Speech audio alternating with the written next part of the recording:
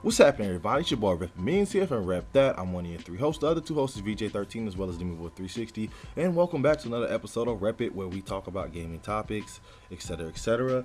And you just hear us just kind of talk about it, you know, voice our opinion. And I want to hear y'all's opinion too in the comment section below. Here we go.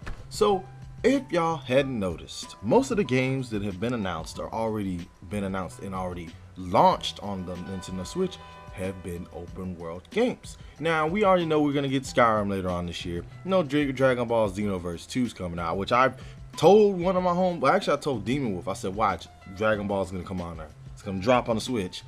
And I said, that's when I'll get it. It's coming out on the Switch. And then we're getting Minecraft. We're getting Skyrim. I think I already said we're getting Skyrim. And we're getting Xenoblade Chronicles 2. We already have Legend of Zelda Breath of the Wild. You know what I mean? And I mean, pretty much these games are massive. Let alone we had the Lego City Undercover just dropped just recently.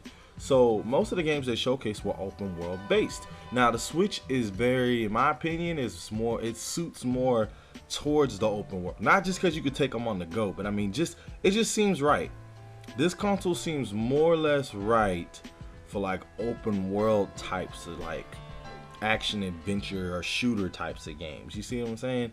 So games like that really matter towards the Switch, and I really do hope that we get more of them like that. Now the reason I want to talk about this, not just because of that aspect, because as of late I've been jumping back and forth between my PlayStation 4, my Switch, and my 3DS, but then I've been playing on my Switch a little bit here and there, playing some Puyo Puyo Tetris because I do have it in Japanese.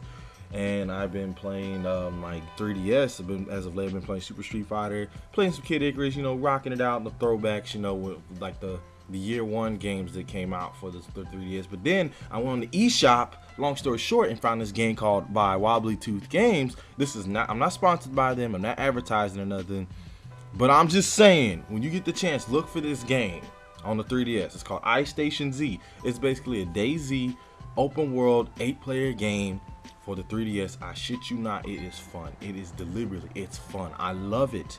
I love it. You can talk with your friends on there. You can hunt that, like, despite there might be some emptiness from time to time, I feel like if they would have made another version of it for the Switch, or make a new game and it was called iStation Z2 or something, Switch edition or something, which I feel like it would kind of, I mean, if it was just for the Switch and it had different features compared to the 3DS version, it'd be okay with it. But if it was just a report, I feel like they just that was pointless. But I mean, more or less, this game I feel like there should be at least some form of shape of title like this launching on the Switch. Not just because it's a open world zombie game, but I mean more games where it's open world and you can play with your friends and you can talk with them. We need more games like that. Now the controls are fairly simple on this game. This one to talk to y'all about. Basically, you survive. You can get too cold because it is in like Alaska or somewhere. You just say it's just like it's up there. You know what I mean? It's up there. There's icebergs and shit. You know, it's cold.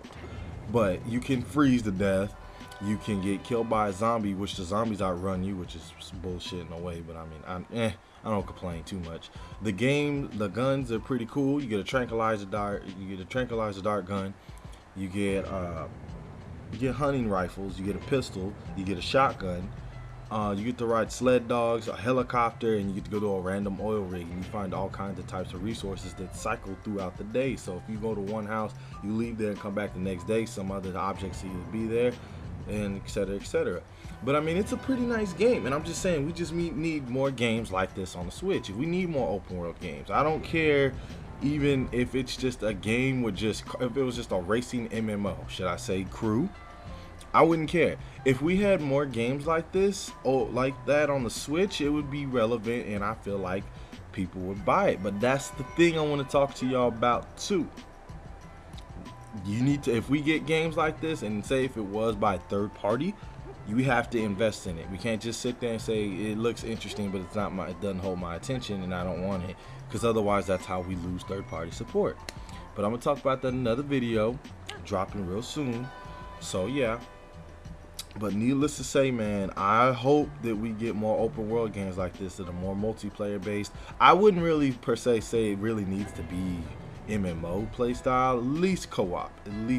Maybe like Dying Light status type of co-op play, or Ghost Recon Wildlands. You see what I'm saying? But with that said, I'm out of here. It's your boy RePPiN MiLLionS. Hopefully y'all guys like this video. Thank you for tuning in to another episode of Rep It here on Rep That. I'll catch you guys later. Y'all have a good one. I'm out.